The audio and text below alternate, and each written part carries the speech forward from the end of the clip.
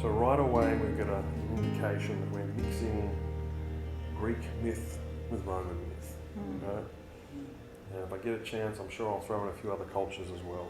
But primarily this is what we're starting to mash together. And you get straight away a view that we're not dealing with a static thing.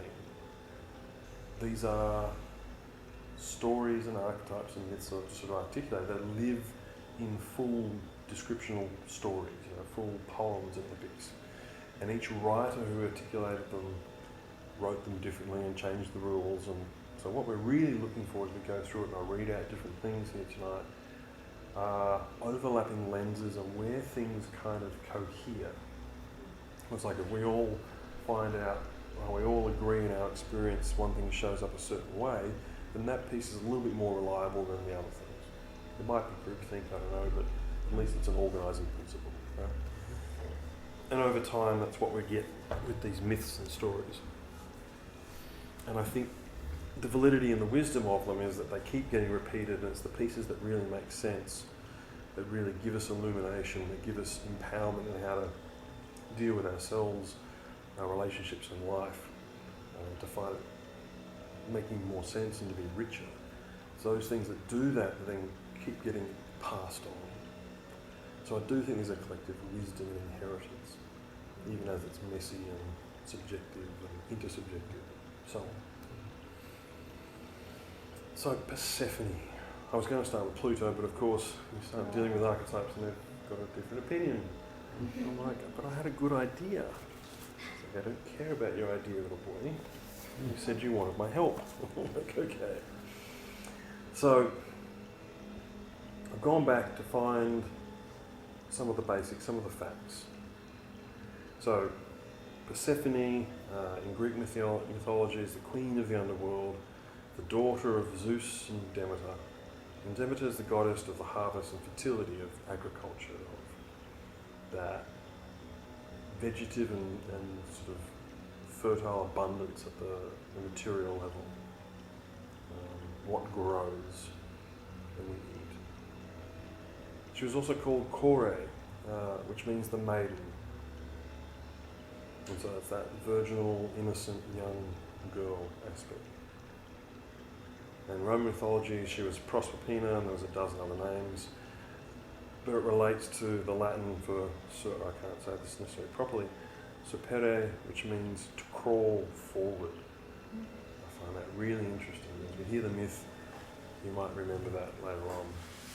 And in the Roman culture, she's the daughter of Ceres and Jupiter, who directly map over with Demeter and Zeus. So I'll use these different names interchangeably. If you don't know what they refer to, that's okay, let them wash over you. But Ceres and Demeter, the mother, the sort of Mother Earth or Gaia in a lot of sense, is as much a part of Persephone's story as Persephone is. And in the same way that the best way to, I think, introduce Pluto or Hades is through the story of Persephone as well. And we'll get into that as we go. So what is the theme of Persephone when we're looking at where she shows up in our astrological chart, or we're talking about, I have a strong relationship with Persephone, what does it mean? Well, in sort of classic interpretive sense, it means the cycles of life, that we have an appreciation for the seasons. There's a time for things to die, there's a time for things to be reborn or to grow again. And that this happens every year through autumn, winter, spring and summer, and it happens continually in our lives, and if we can get out of sync with that fact, and that causes its own set of issues.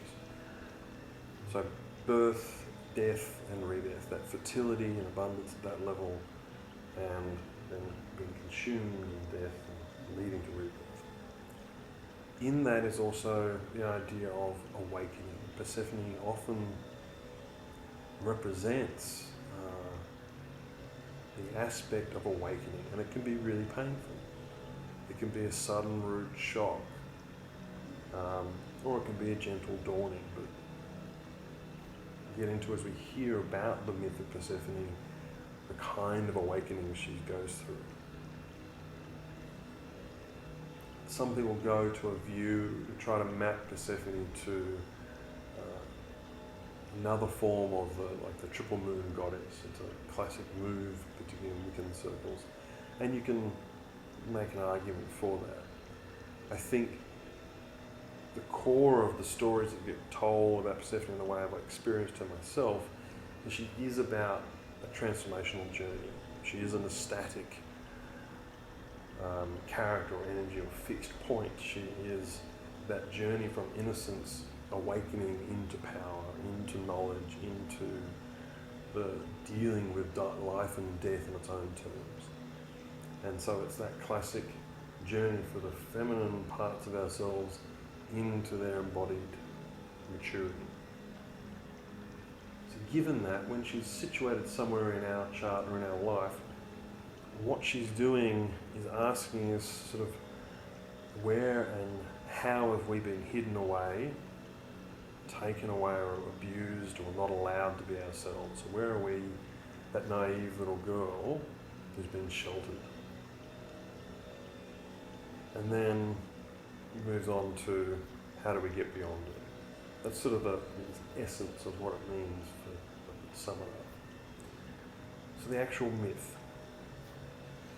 I think I might as well read one variation here and I can critique it and add to it and layer in some different voices. And this one is from Stacey DeMarco, the Goddess and Siren's Guidebook. So she's done an effort to try and distill the psychological meaning of this myth in Persephone. And she tells the story this way. Persephone is about cycles, that's her key word for it. The god Zeus and his brother Hades, god of the Underworld, were discussing Hades' marriage. It seemed that Hades, eligible in most respects, wanted a queen for himself. Persephone was the beautiful daughter of Zeus and Demeter, the goddess of agriculture, and seemed a fine choice. Zeus promised the hand of Persephone to Hades, and both men were pleased.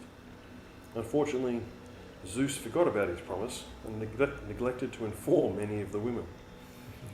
Hades became impatient and waiting and decided to take Persephone. So in this first part, we can hear this classic patriarchal story of Zeus go, oh yes, when she comes of age, when she's actually fertile herself, and then walks away and forgets about it. But we're not really paying attention. The next piece that's left out here in this telling is that Ceres or Demeter is known to have like an obsessive love for her daughter. It's her only daughter. At this point, I think it was her only child, and she just wanted to keep her that way, innocent and protected, and just for all the right reasons, just completely safe and just stay a child as long as she can. Give her that gift, if you will. That sweetness, that innocence. There have been multiple suitors and Hermes and others that come and she turned them all away. And then various tellings will say whether she's said Hades can go away or not, she doesn't even know about it. She certainly doesn't know about Zeus promising her daughter. So one bright day, as Persephone was enjoying the sunshine outdoors with her handmaidens, Artemis and Athena, I think they were, she came upon a particularly stunning flower, a narcissus flower. So this narcissus representing ego, the self-reflection. It's also a pale, grey-white flower that blooms at the end of winter. So it's like, where does this thing come from? It's not quite spring yet, so it's in winter and it blooms. So in the middle of the death, the flower of ego blooms, just to layer that in for you. And she picked the flower, and then all of a sudden she heard a great rumbling. Hades arose from the ground and seized her. Persephone struggled, but Hades overpowered her and took her down into the underworld.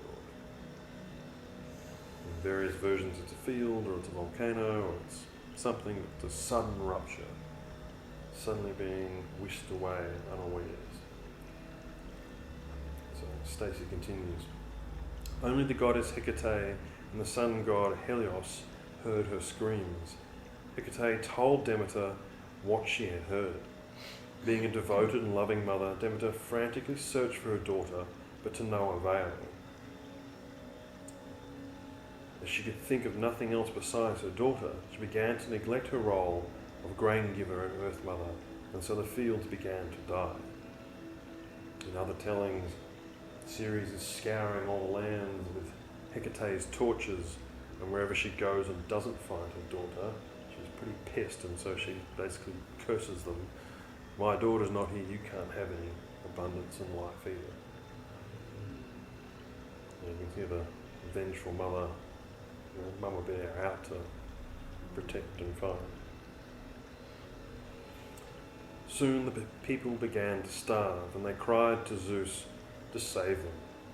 Helios told Demeter of Hades' act, and Zeus was forced to demand that Hades return Persephone. In the Underworld, meanwhile, Persephone missed the world above, but had begun to like Hades a little. Just a little. So when he kindly, maybe it's like Stockholm Syndrome, fall in love with your captors. So when he kindly offered her a pomegranate to eat, she accepted it. She consumed 6 seeds of this glossy red, ruby red fruit when Zeus's demand reached them. According to the fates, if food or drink is consumed in the underworld, one must remain there, so it seemed Persephone would have to stay in the world of the shadows.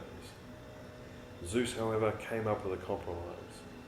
Persephone would spend 6 months of the year with Hades and 6 months above ground with Demeter, her mother. In various tellings, it was 6 seeds and 1 seed per month, and so on. And Hades had got wind that Demeter wanted her back and quickly tricked her. And in other tellings, we hear that actually she chose to eat the fruit. She wanted to stay there. She didn't want to have to be back with her mother. Right? So there's different lenses on this. As Persephone leaves the darkness, the goddess Hecate meets her, flaming torches in hand, and guides her back to the blue sky and her mother. Demeter, in her joy, resumes her work with the fields. Life again appears on earth. However, every 6 months, when Persephone returns to Hades, Demeter grieves and leaves the world barren. So here are our autumn and winter. This is a story of cycles and how things naturally progress and change. In ancient Greece, when a young woman was married, she left home and joined the family of her husband. The parents and siblings were both sad and happy, and the bride often went through a period of adjustment. Although she lost her identity and freedom as a maiden, the bride became a queen of her new home. So the story illustrates how the seasons change, how the earth and its fruits die in the winter, only to be reborn in spring, flourish in summer, and be harvested in autumn. Change and transition is everywhere and constant. The natural cycles are something to be mindful of, connected with, and enjoy if we're to gain the most from our year. Should the lovely Persephone grace your life, it is to remind you that cycles are natural. There are times to feel introverted and extroverted, energetic and restful, happy and sad. None of these is better than the other. There was a time when you were a baby, a time you were a child, a time you will grow older, each with its own joys and challenges. Take the time to connect with your own personal cycles and you can expect to reap many benefits, particularly physical ones. Don't expect yourself to be happy just because others are or ready for the same steps at the same time. Let your body and mind experience your life naturally and without expectation based on someone else's cycles. Stacey does great distillation, I think, and lovely phrasing of it all. It was when I got to the bit, the lovely Persephone, that I was like, the lovely Persephone? Are we talking about the same Persephone?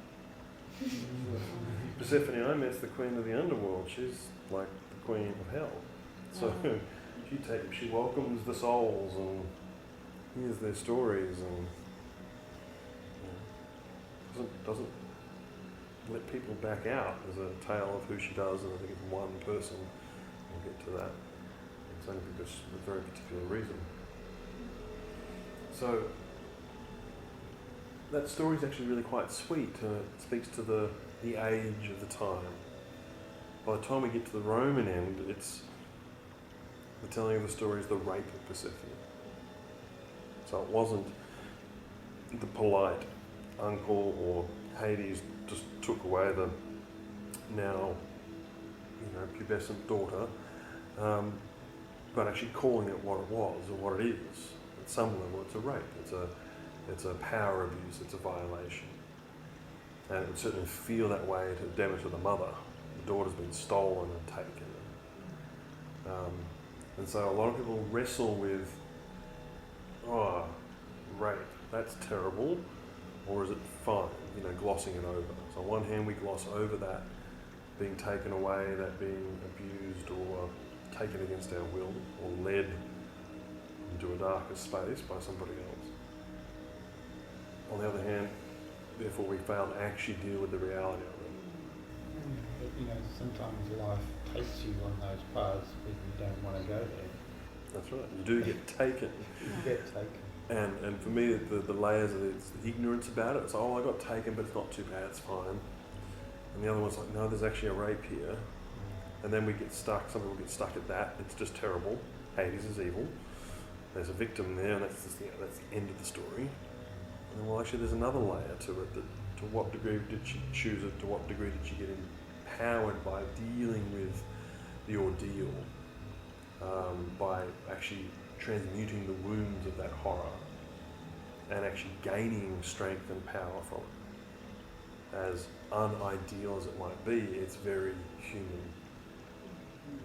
To be led astray, taken advantage of, wake up finding, you've been abandoned and mistreated effectively by your parents. Mum didn't give you enough warning. Dad was whatever dude, forgetful and complicit, and then just having to deal with it on your own terms. And she does that. She becomes the queen. But also I see that element, and I see it because, I can totally project my story there, is that other element of, it seems like Hades' action is abusive in a way, but she's already in an abusive relationship with a mother that's absolutely overprotecting and who loves her in a way that potentially takes off her own individuality. And maybe it is there in the underworld where she can actually express her own being and become away from that mother. Away from that version of mother, yeah. And certainly when we come to Persephone as the sexually empowered, we're talking here base chakra, really base fertility, raw birds and the bees stuff, and she was kept in the naive bubble by that mother, and that's that abusive context you were talking about. And she can actually come into her sexual own, and actually have sexual power and realise I have sexuality, right? It is a thing I can be responsible for and with and use. And it's probably the only space where the mother cannot intervene or dictate. Yeah. Despite best intentions to try and hold her off, protect her from the nasty masculine. There's no ill intention, but there's an abusive, overpowering type of love.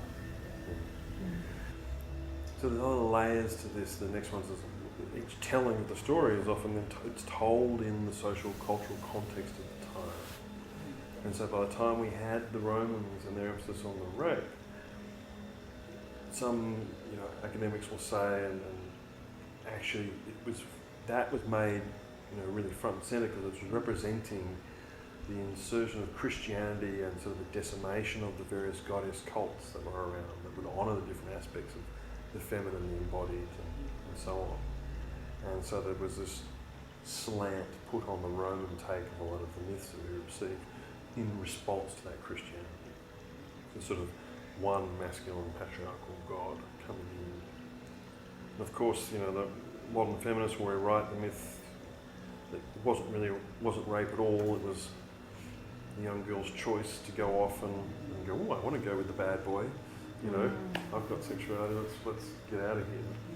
And so I don't think any of these are right or wrong. I think they just tell the multifaceted ways to go through these different stations of the journey of Persephone. Another part that sort of expounds upon that, if you think back to the culture in Sicily at that time when the Roman story was being told, you would say that marriage, or sort of eloping with the spouse, the male, was the one way the girl could kind of escape the snare of the family and its control and influence. And so then you were considered, just by having gone and spent the night with them, raped, and once you had raped or had sex, well, you had to be married, and that you were out. So it was just like the actual cost, risk, fear, or what could happen by them making that move to get away from the family and actually individuate and come into your own power, you know, as a young girl. Interestingly, across the cultures and across sort of the astrological huge sweep of deities and everyone that gets included in astrology, you've found the 3,000 asteroids now, so there's generally multiple asteroids for each different spelling of different deities, but this is where it gets a bit ridiculous trying to go, oh, there's one thing, and when it moves there, it must mean X. It's like, come on, there's multiple asteroids, there's Proserpina and there's a Persephone asteroid, and they're different, and so trying to find the right one, I think, becomes a fruitless game to try and get perfectly right. You just need to find one that works for you. So I work, just since I'm on that, with Persephone, and that's because that's what my teacher worked with, and there's a sense making I've already done with that placement in my chart that feels it's got enough challenge for my working my unconscious into transformative results that I don't need to go searching for the other version, getting things any more complex. So whichever one works for you, really, very pragmatic. But across all these different deities and archetypes, Persephone is one of the very few female resurrection deities that actually are able to cross down into the underworld and come back up. And she has that power. And even though she, I think, only uses that power once to bring someone back out, only found one person worthy of saving from death. She has that as one of her core things. And most of them are male, you know, Jesus, Krishna, Dionysus, or Osiris, Orpheus and Odin, are all these classic, can go to the underworld and come back, and they're all masculine. The other female example is actually is Inanna or Ishtar, which actually comes back to the original Sumerian version of the Persephone myth itself. So we're talking Persephone. You know, she's probably she's representing that only feminine principle that can go down to the depths. So coming back to where she shows up in our chart, for me, wherever she is, she can represent any of those stages of her journey, or she can represent all of it. So your encountering with Persephone might be first completely naive and unaware, you don't even know she exists.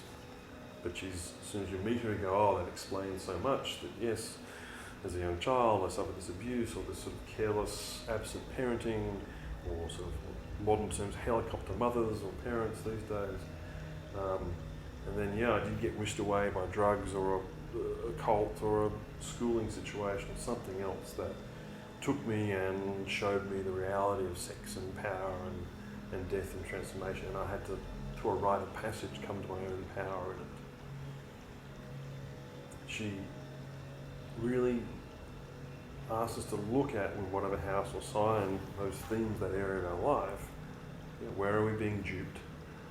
Where are we being led astray, taken advantage of, being abused? In what way has our upbringing actually left us vulnerable? For all the love of mum and dad, or our caregivers, to what degree were they actually misplaced and didn't bring us into maturity where we needed it? I'm not saying there's any evil intent there, but just to honestly account for it. And where is our own ego, narcissist? Where's our own, self-reflective, sort of delusional, unhealthy self-love Like, I'm fine, I'm perfect. Oh, you know, let us be taken. So that picking of the flower is interesting. So how do you relate to that part of the story? The narcissist for me is the clue. So it is that getting caught up in your own ego. So it's not the parents that did it to me. It's like my own like enjoyment or the simple self gratification kept me kind of naive to the reality. You know? So it's when she chose to pick that flower, which is confronting her narcissism or ego Or embracing. or embracing it. You could say. Embracing. Hey, look at me. I get to have what I want. Just think about the young youth who's forming a young ego. Hey, I'm somebody. You know. And then bang. Yeah. Then you can be taken. So there's both a coming of age in that I am somebody, you know, and claiming it, and you've just sort of declared yourself ripe. Yeah. It's the old delusion, you know. As soon as you think you've got it, whack. and think about the teenage part of our lives and the kind of phrases where it's like, oh, the teenagers know everything. Right? You get to a certain age as a teenager, you know everything, and you won't be told. But you're actually really vulnerable to being told and led astray then, just not by your parents. You know, they don't know anything. You know? I can remember that stage quite well, myself. So that's sort of that piece for me. But maybe also for me, and again, this is full-on projection. For me, is that that opportunity and that right that human has to choose to have also a healthy ego by which they can start really individuating and becoming themselves. And to think that her act of picking that flower opened, you know, the field and allowed for the rest to come and the underworld where she was going to become something. So the healthy bit is actually consciously saying, I want to go there. I need to go into that shadow. Because whatever it is, sex, marriage, commitment, whatever it is that's, I guess fear is the other thing that comes up, isn't it? It's like, you've got to, Hades, hell, there's a reason there. It's a place to be feared. You've got to want to go into it. And go back into it and keep going into it. But also, how much is that about, you know, the first act of loving yourself as an individual? You know, because if you tie it back then to the story of Narcissus, that's where it's sort of, there's that sort of relationship. So to me, I see it like that. It's the first step that I took to become an individual and to allow myself to explore deeper who I was and who I am, and left mother behind. Because she's asphyxiating me. She's not letting me be. So for me, the flowers actually, thanks for focusing on it, because it's really illuminating something. That it's both, you know, light and dark at the same time. So there's this growth movement, this agency, this flower of the self-reflection. I am somebody, and I think these days of the young teenage girls running around in not even mini skirts and whatever else is, and they're suddenly all made up and eyebrows are stylized, and they've just suddenly discovered, you know, the full flush of sexuality, and the boys do their version of it and preening and trying to be, you know, tough as well. And it is a self-definition, it is a self-celebration and a self-claiming, and it declares that ripeness and the openness and to the next stage of life and the vulnerability, which like all the parents sit there and go, oh no, don't do that. Put some more clothes on. God, you're going to get in trouble walking down the street, right? You know, and it actually that keeps playing out even today. And so it is both an agency and there's also a naivety still in it. So that ego is not necessarily a bad thing, but where it's blinded and sets us up for being taken advantage of, you know, and being led astray, or being a ripe fruit for a predator. That's not very healthy for us. So at that point I actually don't see any fear, but it is what happens afterwards. Everyone else can see it from the outside, Demeter had the fear, no, keep you safe. Zeus was like, I don't even want to think about it. I'll do a deal, I've dealt with it, then I just won't even talk about it, just be blithely ignorant. And these are actually symptoms to me of that fear, the fear of that transformation. And undoubtedly, Persephone goes through that, and if she's actually raped, then you imagine that will be an incredibly terrifying, horrific experience. A very painful rite of initiation, if you will. And a rite of initiation makes it sound like it's a right thing, but I certainly don't mean to imply that. It's just that it is a transformative event, is what can be salvaged from it. And it's what Persephone does salvage from it. So when we start to feel Persephone in the body, or Hades, often it brings up the intense fear, like, don't go there, I don't want to face where I'm abused, where I'm naive, where I'm going to be shown that I'm being led astray, where I'm, and oh shit, now I'm really going to die. Somebody who's really going to get taken down, And so naturally, the defense mechanism is like, don't go there, don't go there. Maybe there's always some trauma involved in being taken. Yeah, I think in growth. Yeah. And any transformation is a breaking down of something for something else to grow. Yeah. So trauma is not automatically bad, but it's still trauma. Yeah. So it's like honouring it what it is. And again, when I started talking about, people sometimes ignore the fact that it's trauma, and was focused as only trauma. And there's actually, then beyond the trauma, there's actually this extra strength and resilience and capacity that's born. And a lot of us want to be naively like Persephone and Demeter about life, that it's just lovely, bad things don't happen, it doesn't need to hurt, right? If it does, we just stay away from that. It's like, well, at some point, death's going to get you. Hades is coming for you. Pluto, the transformation is going to happen, ready or not. And generally will happen on cycle, almost predictably, because we live as cyclic beings that actually have these life cycles. I feel also that fear is the fear of who am I without my mother. That's the fear that I also feel is there, even before being taken. And how do you actually do that if you don't know, you have not been taught how to be you and how to take a step on your own? So you have to be taken to really get there. Yeah? Yep. Yeah. Yep. Yeah. Beautiful insight. So I feel the really interesting facts around the actual storytelling that's being passed on. Interestingly, given the Greek and Roman gods were notoriously liberal in their relating, let's put it that way.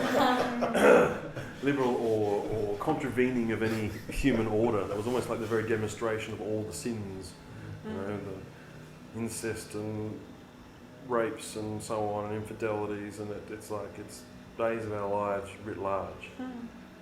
Showing us all the ways we can go dark and wrong and be tempted, and both why we're tempted and why the gods have got us to tempt, and the pain and cost of it all. So you get the picture of both sides.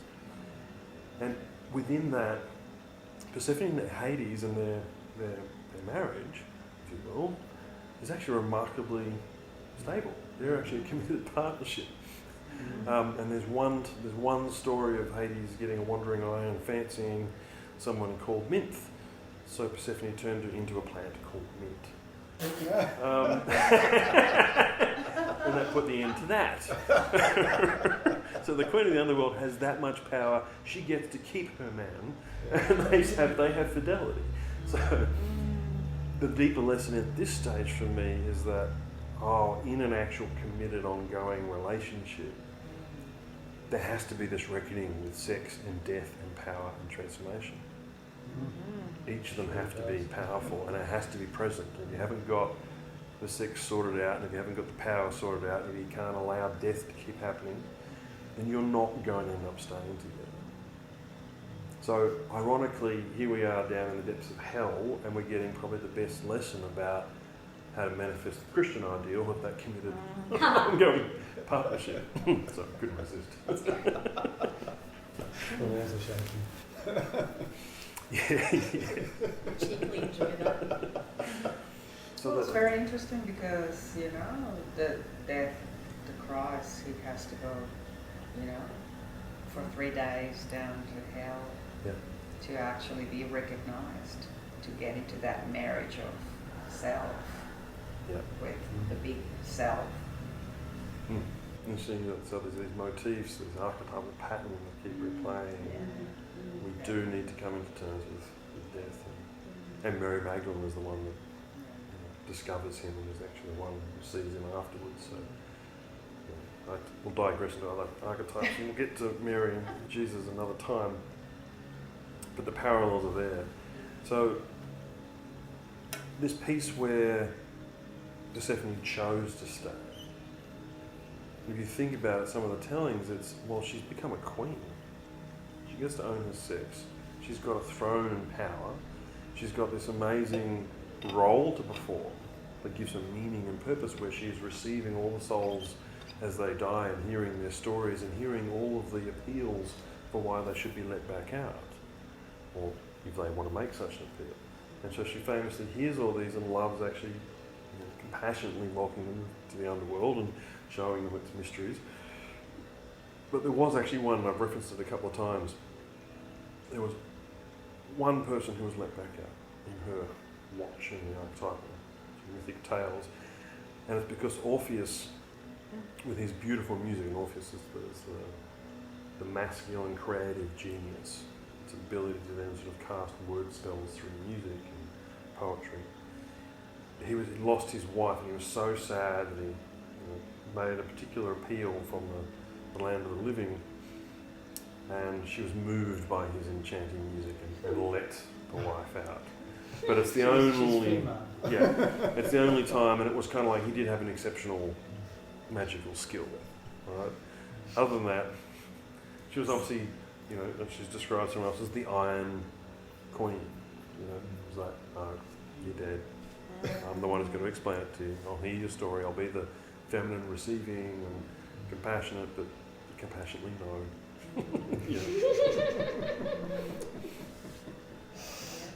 So that's Eurydice, is it? Orpheus, is it? Yes. Yeah, right. That's right. Eurydice, yeah. Beautiful. I didn't even know how to pronounce it, so thank you. I skipped that. Yeah, right. So ultimately then, the story is when she's chosen to be the queen or she's tricked or whatever, but she finds her power, she transmutes the wounds and comes to have meaning and purpose and aliveness, and that the embodiment. So she's with the pomegranate fruit, which is about the forbidden fruit, the fruit of the gods, and it's about fertility and sex and actually the creativity of life, and love. And she's got that flower of Narcissus that she's always enjoying. So she gets to enjoy herself. Thank you very much. And look at herself in the mirror and go, I'm the queen. These two live in death forever, so to speak.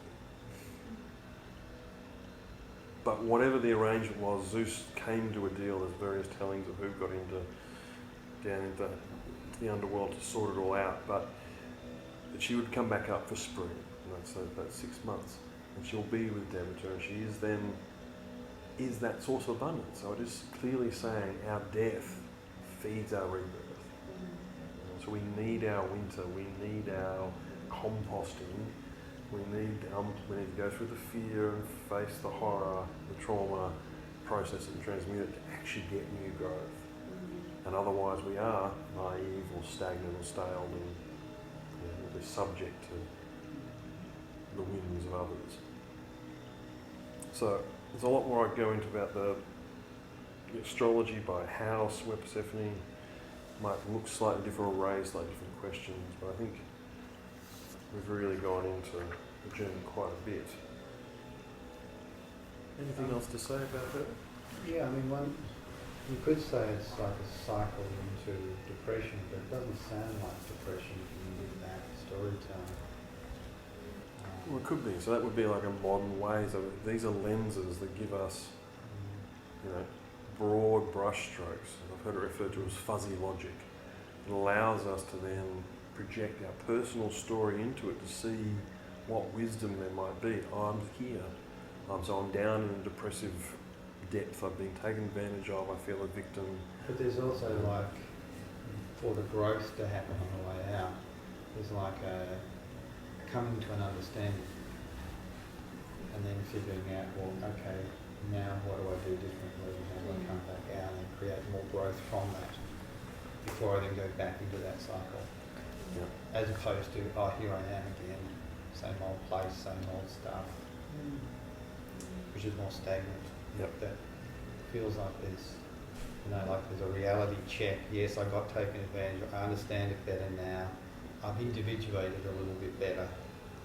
Yep. I own a bit more of myself now and ready for the next stage. And then there's the wisdom of, oh, it's a cycle. It's going to happen It's again gonna and happen again. And there's almost like it takes some of the sting out of it, takes some of the horror of the story out of it. Even though it still might be challenging every time, it's, for me, there's a deeper wisdom. You're like, okay, down we go again. Let's allow for a winter. Let's allow for that to happen. In an embodied feeling way, I mean, depression can be maybe regarded as a kind of deadening of feeling. So if you are taken to the underworld, you don't actually experience it, you don't allow yourself to experience the grief and the pain and the horror, then it's going to be difficult to achieve the transformation. Yeah. If it's numbing. Numb yourself to it. Yeah, you don't actually experience it. Yeah. But also I think the more souls she receives and allows, she's also probably feeding from those souls.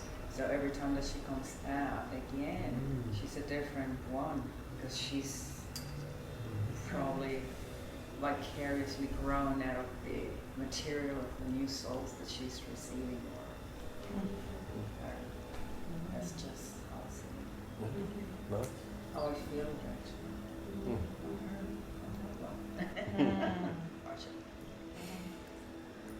So, yeah, there's a lot to do with Persephone. And she's got a lot of gifts and wisdom for us if we can start to dance with her. But yeah, it can be very painful to get through those layers of numbing and avoidance and sort of disassociation and actually go, oh, this hurts, and feel through that soil and then come out to the other side.